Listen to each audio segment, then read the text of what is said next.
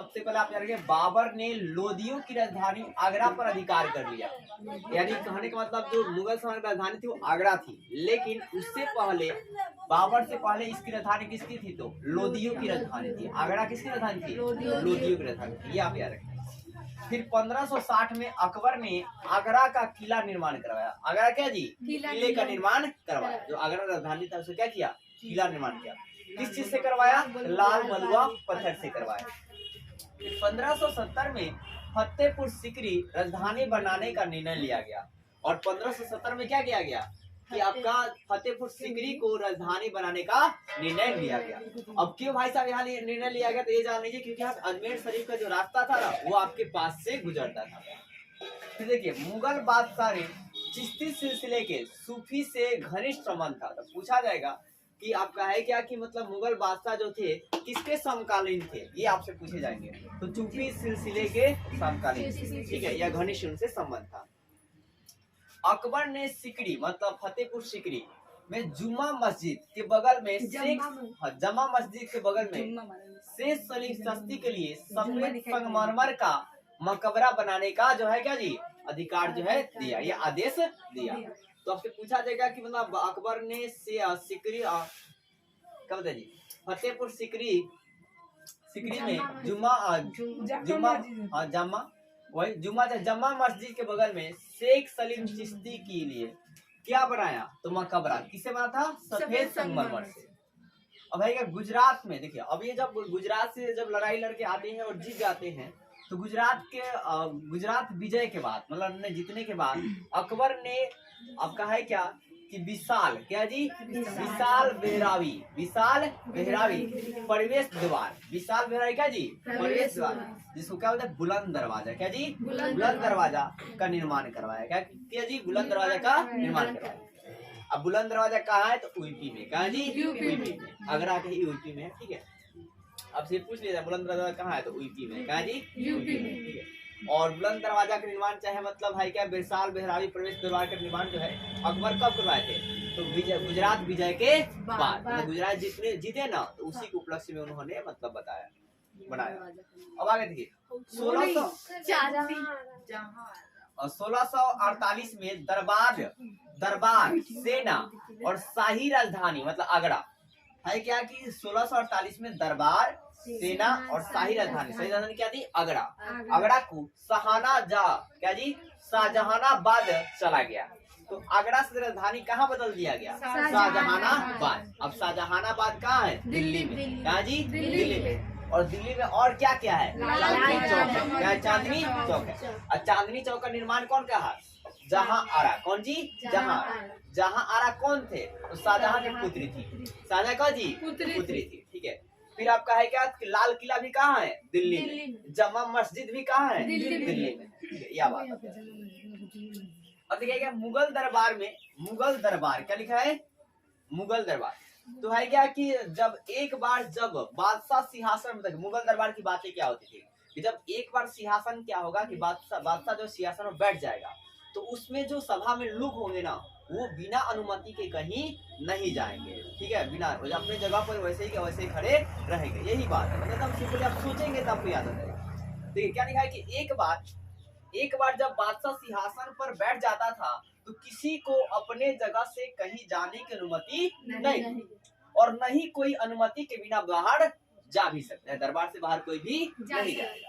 मतलब राजा जो है सिंहासन में बैठ गए और उसके बाद सभा में जो लोग हैं वो अपने जगह पर ही रहेंगे, बिना अनुमति के बाहर नहीं जाएंगे। अगर वो बिना अनुमति के बाहर जाते हैं तो उन्हें दंड दिया जाएगा। और साथ ही सभा में शिष्टाचार की भी मतलब बोलने का तरीका आपको अच्छा होना चाहिए। अगर आप शिष्टाचार का उल्लंघन करते हैं तो आपको दंड दिया जाएगा। वही बात है यह है क्या कि शिष्टाचार और बोलने पर ध्यान दिया जाता था। अगर आप इसका खिलाफ जाते हैं शिष्टाचार का, अगर आप गलत बोलते हैं तो आपको दंड दिया जाएगा। फिर अकबर ने झरोखा दर्शन की प्रथा को अपनाया था। क्या जी? झरोखा दर्शन की प्रथा को अपनाया था। अब झरोखा दर्शन क्या होता था कि अकबर जब सुबह उठते थे उसके बाद है क्या कि अपने मतलब जो भी मतलब लोग थे उनके गांव के नगर था उसे 1 घंटा पहले अपने लोगों से मिलते थे। 1 घंटा और 1 घंटा के बाद झुरखे के 1 घंटा बाद वो दीन आम जाते थे। कहाँ जाते थे? दीन आम। दीन आम मतलब सार्वजनिक सभा भवन में जाते थे। कहाँ जाते थे? सार्वजनिक सभा भवन में जाते थे, ठीक है ना, जहाँ बहुत लोग रहेंगे, सार्वजनिक सभा भवन, और वहां पे बातचीत करेंगे। और फिर वहां से 2 घंटा के बाद, देखो सुबह उठे, मतलब सुबह फ्रेश हुए, उसके बाद वो भाई 1 घंटा कहाँ दिए? झरोखा दर्शन। क्या जी? झरोखा दर्शन, लोगों से मिले जो आम लोग होते हैं। फिर कहाँ गए? सार्वजनिक सभा में, मतलब दीने आम में। आप यार यहाँ कितने घंटा बाद गए झरोखा के? 1 घंटा बाद। फिर 2 घंटा बाद ही कहाँ जाते थे? दीवान ए खास में। दीवान ए खास मतलब, खास मतलब अपना निजी सभा। क्या जी? जिसमें गुप्त बात होगी, मतलब क्या करना है, क्या लड़ना नहीं लड़ना, ये सारी इसमें क्या जी बात जो है करते थे।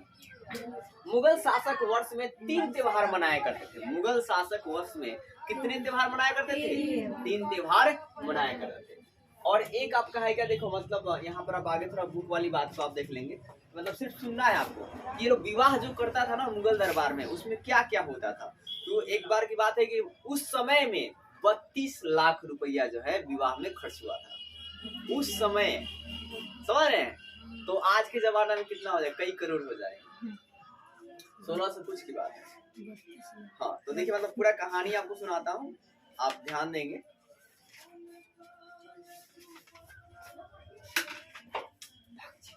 पहले तो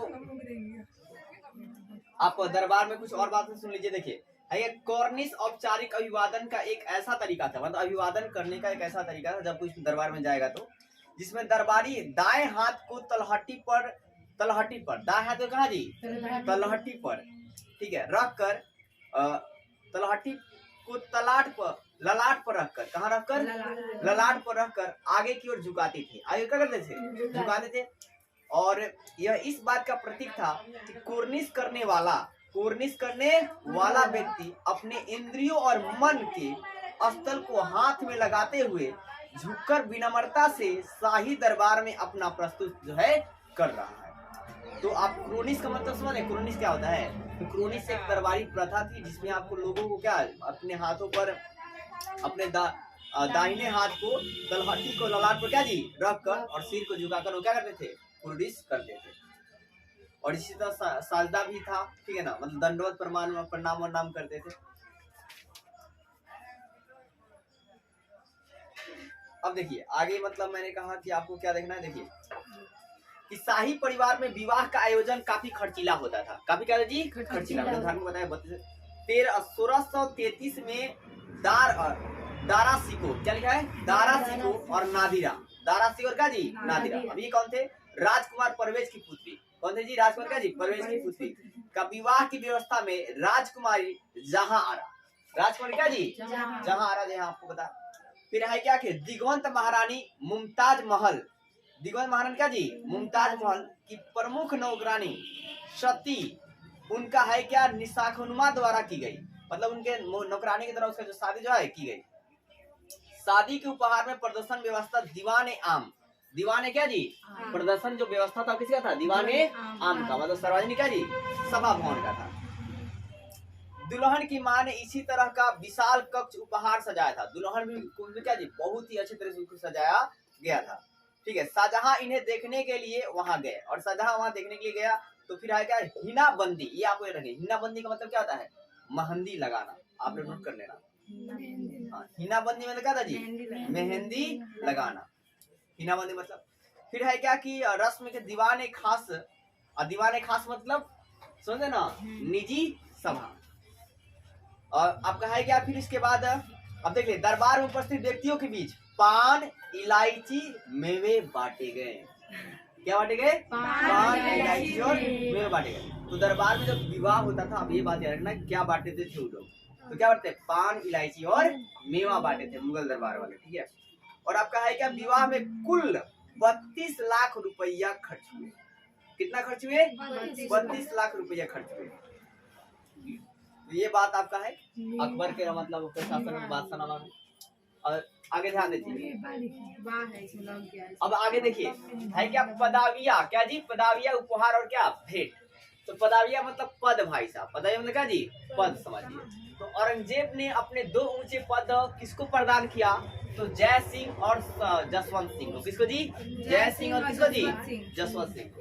फिर मीर खान ने अपने नाम में अलिफ लगाने के लिए, अलिफ मतलब अ लगाने, अलिफ मतलब अलिफ मतलब क्या जी? अ लगाकर उसे अमीर खान करने के लिए, अमीर खान क्या जी? करने के लिए 1 लाख रुपया देने का प्रस्ताव जो है किसको किया?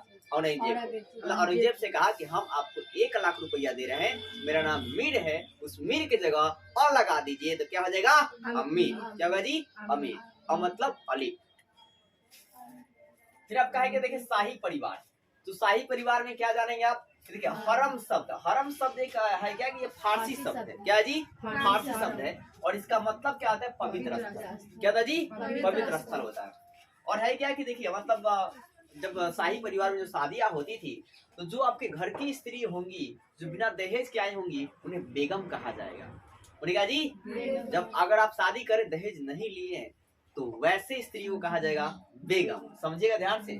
और जो अन्य स्त्री हो रही होंगी उसे अगहा कहा जाएगा। क्या कहा जी? अगहा कहा जाएगा। क्या कहा जाएगा? अगहा मतलब जो भी घर के अन्य सदस्य हैं अपनी वाइफ को छोड़कर। अब दूसरा देखिए, अब है क्या कि अगर आप शादी किए हैं लेकिन दहेज लेकर किए हैं तो उसे मेहर कहा जाएगा। क्या कहा जाएगा? वैसे लोग बेगम नहीं बोल सकते अपनी वाइफ को, क्या बोलेंगे? मेहर बोलेंगे। क्या बोलेंगे जी? मेहर बोलेंगे। तो आप लोग याद रखना कि अपने घर पर अगर शादी हो तो गिफ्ट लेकर नहीं करना, तो मेहर बोलना पड़ेगा, बेगम नहीं। अब देखो है क्या, गुलाम हिजरे भी हुआ करते थे दरबार में। क्या जी? गुलाम हिजरे। अबे हिजरे का काम क्या था? हिजरे को क्या कहते थे? तो ख्वाजा सर। क्या बोलते थे? हाँ, हिजरों का क्या था? ख्वाजा सर कहा जाता था। अब ये जो जितने भी मतलब घर में महिलाएं होती थी, जितने भी काम करने वाले नौकरानी होती थी, जितने भी नौकर होते थे, उन सभी को हंसाने वाला एजेंट होता था। ठीक है, मतलब महिलाओं का क्या था जी? एजेंट होता था। ठीक है, तो जो भी लोग घर में थे ना उन सभी को हंसाने वाला या उन सभी का क्या जी? एजेंट था। और ये जो लोग कहेंगे वही आपको करना है। तो बस बाकी कल देखेंगे। देखिए एक नॉलेज आपको टॉपिक दिखाई दे रहा है। नॉलेज का मतलब होता है कि मतलब जब राजा का जन्मदिन होता था तो उस दिन तराजू होता था, बड़ा सा तराजू में एक में शासक बैठते थे और एक में अन्य कीमती वस्तु को रखा जाता था। और राजा का जितना वजन उस कीमती वस्तु के जितना बराबर हो जाएगा और उन वस्तुओं को क्या होता था कि दरबार में बांटा जाता था।